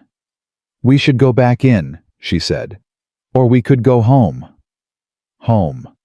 The word landed soft and sure between them. "Yeah," she said. "Let's go home." The ride back was quiet, but not uncomfortable. Genevieve sat close to Lawson on the wagon bench, their shoulders touching, and watched stars scatter across the Montana sky. She'd never seen so many stars in Chicago, the city lights drowned them out. But here, they filled the darkness with cold fire, and she felt small and vast all at once. "What are you thinking?" Lawson asked. "That I've never seen stars like this. That Chicago feels like a different lifetime. That I'm sitting in a wagon next to a man I've known for 2 weeks, and it feels more real than anything I've experienced in 6 years. That scare you?" "Terrifies me." She looked at him. "But I'm done running from things that scare me." They arrived home after midnight. Lawson unhitched the horses while Genevieve went inside and built up the fire. When he came in, she was standing at the stove heating water for tea. "You don't have to wait up," he said. "I'm not tired." She wasn't. The confrontation with Malcolm had left her wired, every nerve alive. "Besides, we should talk. About the bedroom. About what comes next." He poured them both tea, and they sat at the table, the lamp burning low between them. "I'll start building tomorrow," he said. "Should take maybe 2 weeks if the weather holds. Until then, things stay as they are. You in the house, me in the barn."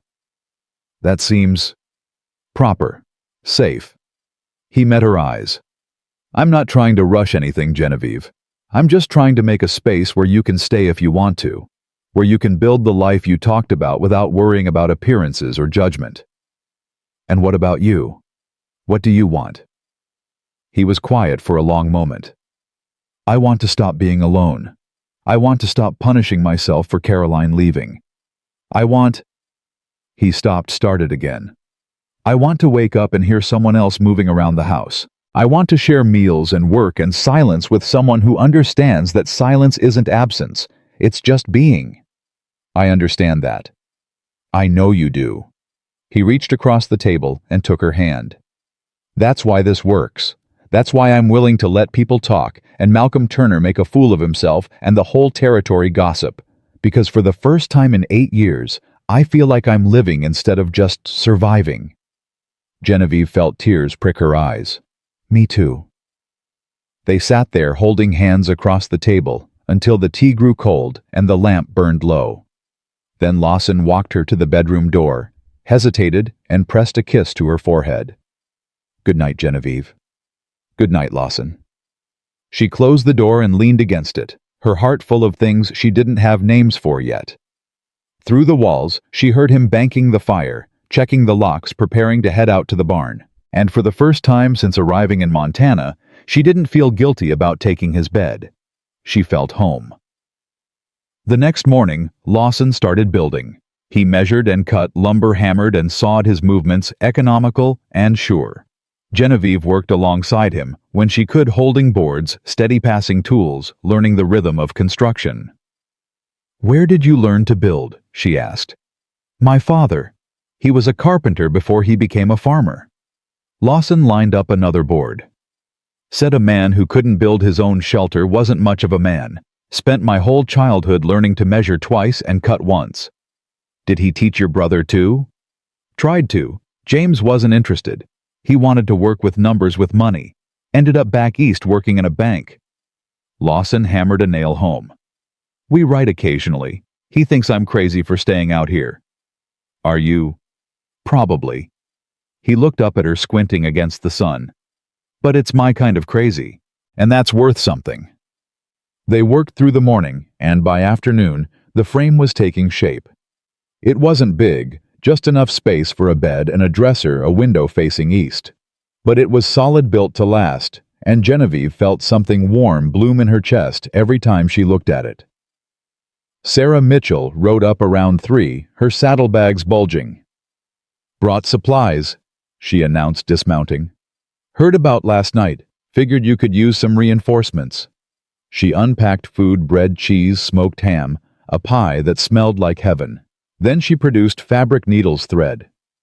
"For curtains," she said to Genevieve. "Can't have a proper bedroom without curtains." "Sarah, you didn't have to. I wanted to." Sarah's expression was serious. "What you did last night took guts, standing up to Malcolm Turner like that in front of everyone. You earned some respect, girl, even from the folks who wanted to disapprove." "Really? Really?" Mary Henderson. "Tom's mother said you reminded her of herself when she first came out here. Said it takes a special kind of strong to face down a man like that." Sarah grinned. "And old Mrs. Patterson, who hasn't approved of anything since 1860, said you had backbone. Coming from her, that's practically a blessing."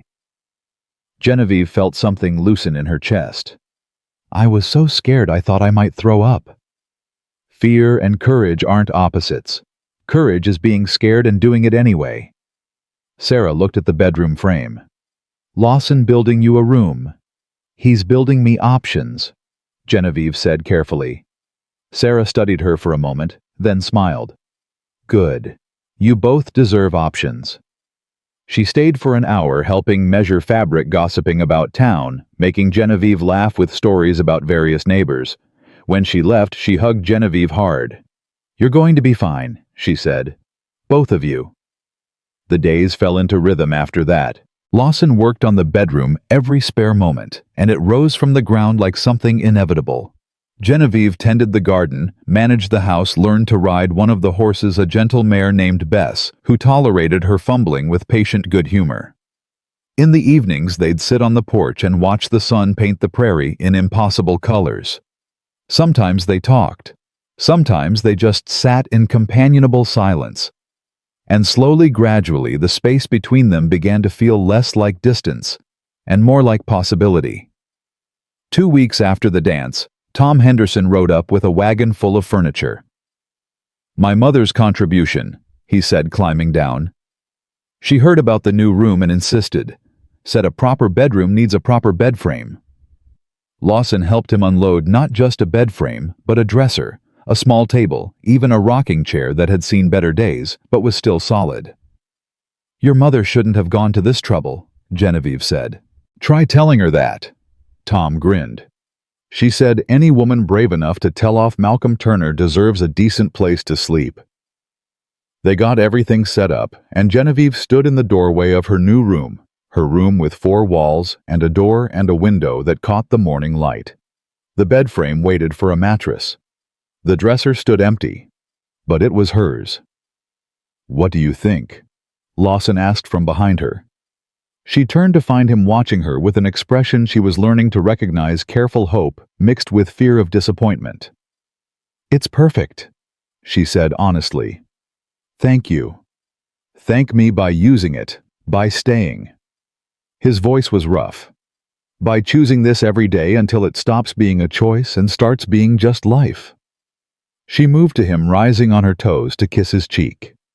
It was the first time she'd initiated touch, and she felt him freeze, then carefully, slowly wrap his arms around her. They stood there in the doorway of the unfinished room holding each other, and Genevieve felt something click into place. Not love. Not yet. They were both too damaged for that to come easy. But something just as important. Partnership. Trust. The beginning of home.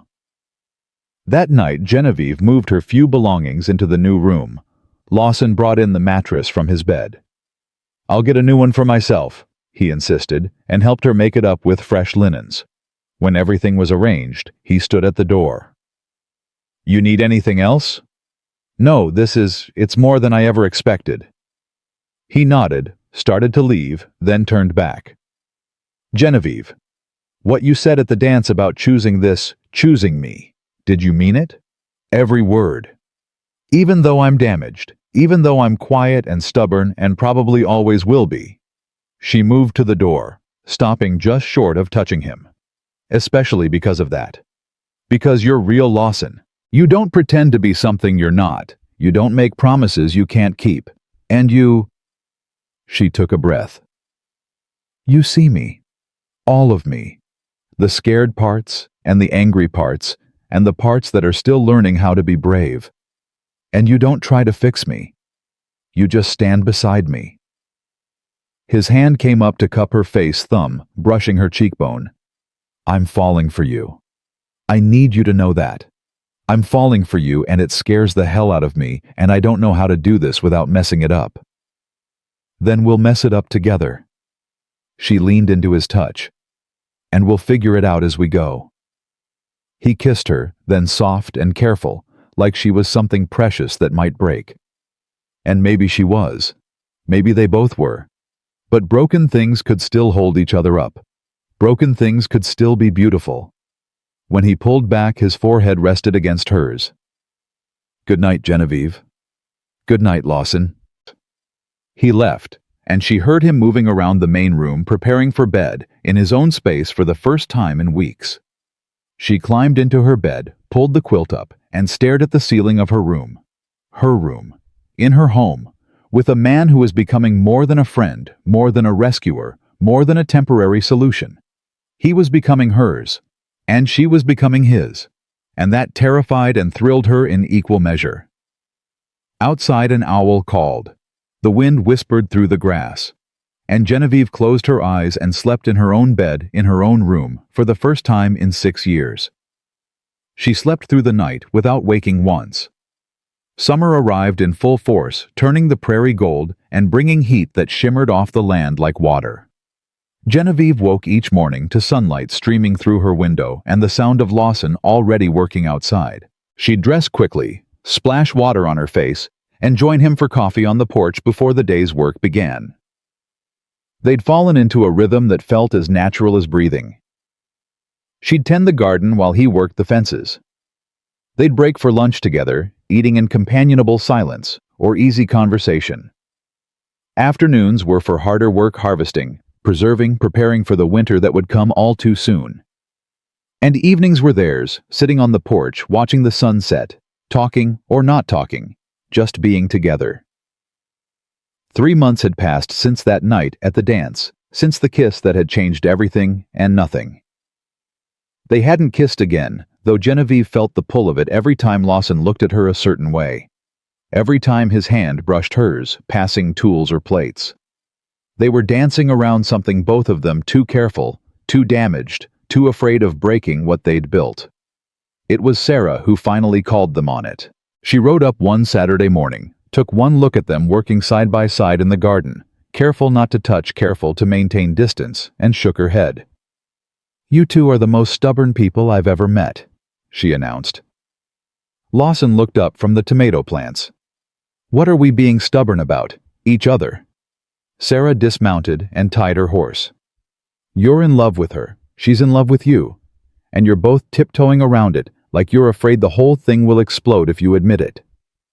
"Sarah, Genevieve started. Don't Sarah me. I've watched you two for 3 months now. I've seen the way you look at him when he's not watching. I've seen the way he finds excuses to be near you.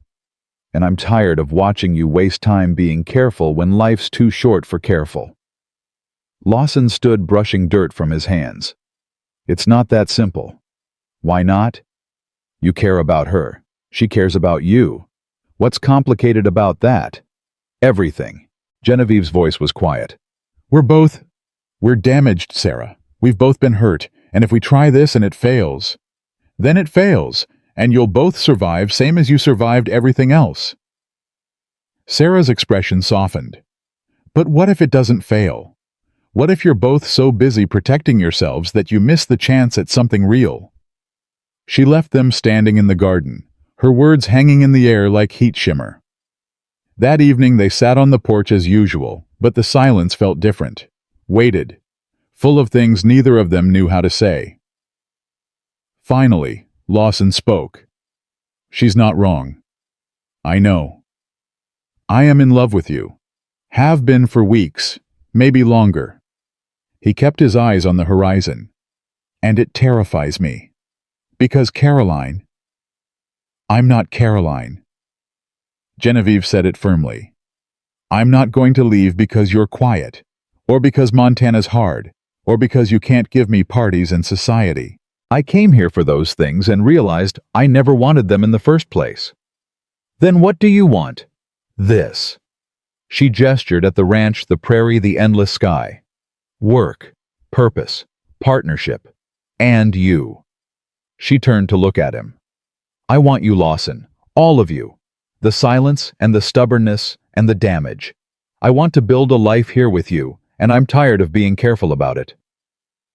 He was quiet for a long moment. Then, I don't know how to do this right. I failed once already. So did I.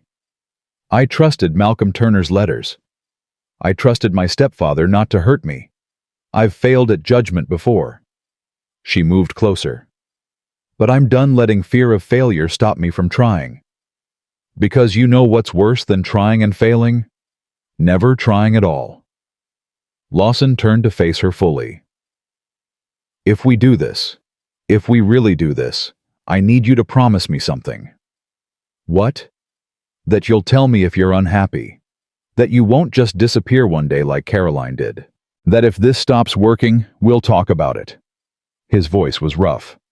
I can handle a lot of things, Genevieve, but I can't handle waking up one day and finding you gone. I promise. She took his hand.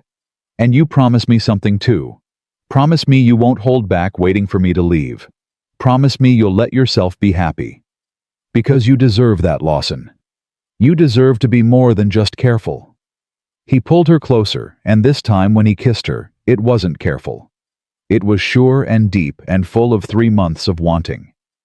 She kissed him back, her hands fisting in his shirt, and felt something inside her finally settle. When they broke apart, both breathing hard, Lawson rested his forehead against hers. Marry me. Genevieve pulled back, startled. What? Marry me. Not because it's proper, or because people expect it, because I want to. Because I want to wake up next to you and fall asleep next to you and build this life together officially. He cupped her face. Because I love you, and I'm done being careful about it. We've only known each other 3 months. I know, and if you need more time, I understand.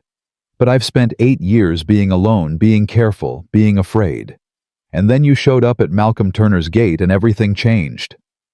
His thumb brushed her cheekbone. So yes, it's fast. Yes, it's probably crazy. But I'm asking anyway. Marry me, Genevieve. She thought about Chicago, about her stepfather's hands on her door, about selling her mother's ring and boarding a train to nowhere. She thought about standing at that gate abandoned and terrified, and watching Lawson walk toward her like salvation she hadn't known she needed. She thought about these 3 months learning to ride, learning to garden, learning to sleep through the night without fear, learning that silence could be companionship instead of loneliness, learning that damaged people could still build something whole. "Yes," she said. "Yes, I'll marry you." This time when he kissed her, she tasted salt and realized one of them was crying. Maybe both of them. They were married 3 weeks later under the cottonwood tree with Sarah and her husband as witnesses and half the territory in attendance. Genevieve wore a new dress, white cotton with blue flowers that Sarah had helped her sew. Lawson wore his Sunday suit and looked terrified and happy in equal measure. The preacher kept it simple, talking about partnership and commitment and the sanctity of choosing each other every day.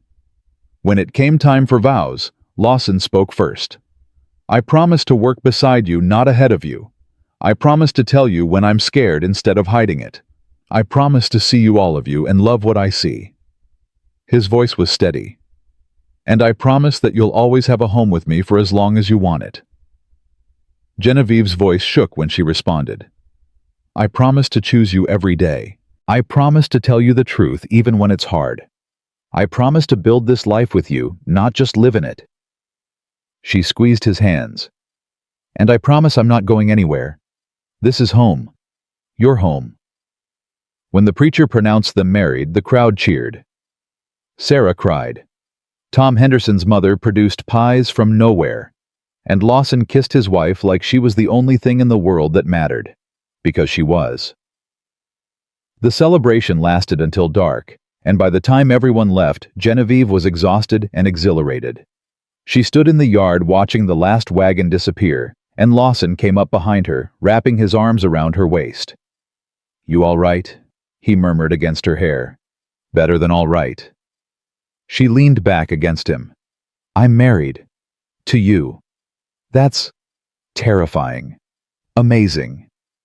She turned in his arms. 3 months ago, I had nothing. No home, no money, no hope. And now I have everything. You always had everything." He kissed her forehead. "You just needed a place to see it." They went inside together, and for the first time, Genevieve walked into her bedroom, their bedroom now with Lawson's things beside hers, without fear or hesitation. This was home. This was marriage. This was the life she'd crossed 2,000 miles hoping to find. And it was better than any letter, any promise, any dream could have been. That first year was hard. Montana didn't care that they were newlyweds or that they were still learning each other's rhythms. Winter came early and stayed late, testing them with cold that cut to the bone and snow that buried everything. They learned to work together in close quarters, learned each other's moods and needs, learned when to talk, and when to simply hold each other in the dark. Spring brought new challenges, a difficult calving season, a late frost that killed half the garden, a bout of illness that left Genevieve weak for weeks. But Lawson was there through all of it, steady and patient, and she learned that marriage wasn't about perfect moments. It was about showing up for each other in the imperfect ones. By their first anniversary, they'd settled into something solid, not effortless. They still fought occasionally, still had days when the silence felt heavy instead of comfortable, but real. Built on work and honesty and the daily choice to stay. Sarah visited often, bringing gossip and advice in equal measure. Tom Henderson stopped by when he needed help with his own ranch, and slowly Genevieve built friendships with other women in the territory. She learned their names, their stories, their struggles. And she learned that survival out here meant community, meant helping each other through the hard times. Malcolm Turner had left for California within a month of the wedding, and good riddance. Occasionally Genevieve thought about the letters he'd written, the promises he'd made, and felt nothing but pity for a man who'd been too afraid to choose real over easy. 2 years after the wedding, Genevieve realized she was pregnant. She told Lawson on a Sunday morning, nervous and excited and terrified all at once. He'd stared at her for a long moment, then swept her up in his arms, spinning her around until she was dizzy and laughing. "Are you happy?" she asked when he finally set her down. "Happy doesn't cover it." He kissed her hard. Terrified, grateful, overwhelmed, but happy most of all. "Good, because I'm all of those things too." Their daughter was born the following spring, a screaming bundle of dark hair and determination that they named Rose after Genevieve's mother. Lawson held her like she might break his big hands, impossibly gentle, and Genevieve watched her careful, quiet husband transform into a father who sang lullabies at 3 in the morning and built a cradle so beautiful it belonged in a museum. 2 years later came their son James, named for Lawson's brother. He was easier than Rose, content to observe the world with solemn eyes that reminded Genevieve of his father. And watching Lawson with both children patient and loving and fully present, she felt something in her chest expand until it hurt. This was what she'd been searching for in those letters from Malcolm Turner. Not romance or rescue, but partnership. Not perfection, but presence. Not promises, but proof, daily constant proof that she was chosen, she was seen, she was home. The years passed like seasons, each one bringing its own challenges and joys. They expanded the ranch, brought in more cattle, built a proper barn that didn't leak when it rained. Sarah's children and theirs grew up together, running wild across the prairie. The territory changed too, more families arriving, a proper school being built, the railroad pushing closer. But through it all, the core of their life remained the same. Work and silence, and the daily choice to build something together. On their 10th anniversary, Lawson took Genevieve out to the cottonwood tree where they'd married. The children were with Sarah for the night, and they had the ranch to themselves, a rare luxury. "I've been thinking," he said, pulling her close. "That's dangerous." He smiled, the expression coming easier now after years of practice. "I've been thinking about that first day, when I saw you at Turner's Gate. The worst day of my life. The best day of mine." He kissed her temple. "Because I could have walked away. I could have minded my own business, told myself it wasn't my problem. But something made me walk toward you instead. Decency. Honor. Those things you pretend you don't have, but show every single day. Maybe. Or maybe it was fate. Maybe you were always supposed to end up here with me building this." He gestured at the ranch, the life they'd created. Maybe Malcolm Turner's cowardice was actually the bravest thing he ever did, because it brought you to me. Genevieve leaned back to look at him. "You really believe that in fate?" "I believe in you. I believe in us. I believe that damaged people can heal each other if they're willing to be patient." He cupped her face. "And I believe that love isn't something you find. It's something you build day by day, choice by choice, until one day you look around and realize you've built a whole life." She kissed him, then tasting salt and sweetness, and 10 years of choosing each other. When they broke apart, the sun was setting, painting the sky in impossible colors. "Thank you," she said. "For what?" "For seeing me at that gate, for not walking away, for building this life with me." She took his hand. "For being exactly who you are, instead of who I thought I needed." They stood there under the cottonwood as stars began to emerge, two people who'd been abandoned and broken and lost, who'd found each other and built something whole. Years later, when Rose asked her mother how she'd known Lawson was the right person, Genevieve thought carefully before answering. "I didn't," she said honestly. "Not at first. He was just a stranger who offered me shelter when I had nowhere else to go. But he kept showing up. Every day, in every small way, he kept choosing me. And I kept choosing him back. And eventually, those daily choices became a life." "But how did you know you loved him?" Genevieve looked out at the orchard they'd planted together, the trees heavy with fruit, and smiled.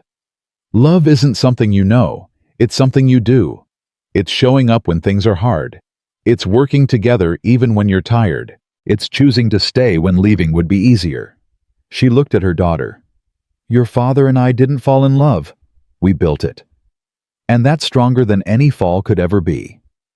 Rose seemed to consider this. "And you never wanted to leave, never thought about what your life could have been somewhere else." "Every life has moments of doubt. But no, I never wanted to leave. Because this..." She gestured at the ranch, the prairie, the vast Montana sky. "This is exactly where I was always supposed to be. I just had to be abandoned at a gate to find it." When Lawson and Genevieve were old, when their children had children of their own, they still sat on that porch every evening watching the sun set. Their hands were weathered now, lined with age and work, but they still fit together perfectly. "Do you ever think about that day?" Lawson asked one evening. "The day you showed up at Turner's Gate." "Every day." Genevieve squeezed his hand. "Best worst day of my life." "Mine too." They sat in comfortable silence as the sky turned from gold to rose to purple. Somewhere in the orchard, their grandchildren played. In the house, their daughter was making dinner. Their son was checking the cattle with his own children. The ranch they'd built together hummed with life and love and continuation.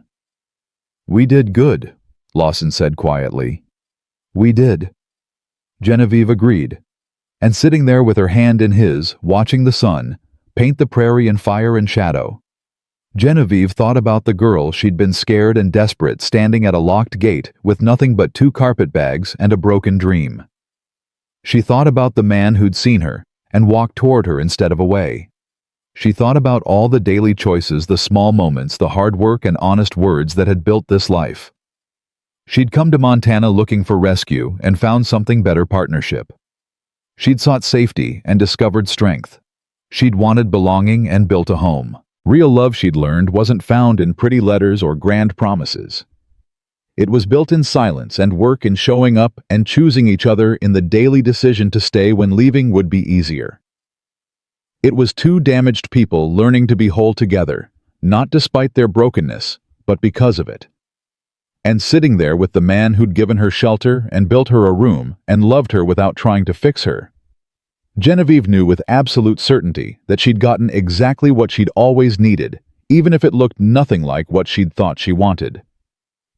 The sun dropped below the horizon. Stars emerged, and Lawson pulled her closer, both of them watching darkness transform into light, the way they'd done for 40 years, the way they'd do for however many years remained. Because this was home. This was love. This was the life they'd built together, one choice at a time, one day at a time, one moment of courage at a time. And it was more than enough. It was everything.